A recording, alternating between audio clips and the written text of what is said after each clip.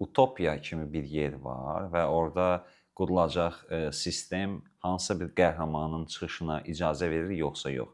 Çünki utopiyanın özünə məxsus hüquq sistemi var, düşünülür.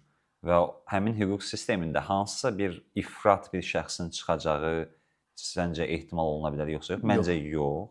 Sən də elə düşünürsən ki, yəni, yox. Tərifin belə verirlər də, fərd və cəmiyyət arasında konflikt olmamalıdır utopiyada. Yəni smooth qəhrəman olmadığı bir yer. 3 dənə adı çəkə bilərik. Elə belə Campanellanın Günəş ölkəsi, Thomas More'un Utopiyası, bir də Bergerac'ın filmi də var zor.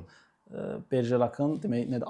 Ay nə bilim nəyi? Ay ölkəsidir yoxsa? Hə, o 3 yerdə odur ki, çıxıntı yoxdur. Yəni hamı ilıq insandır və burada qəhrəmana ehtiyac yoxdur. Sadəcə balaca adamlar var, gedir, gəlir də hərəsi. Vətəndaşlar da. Qəhrəmanın olmamağı məsələsi.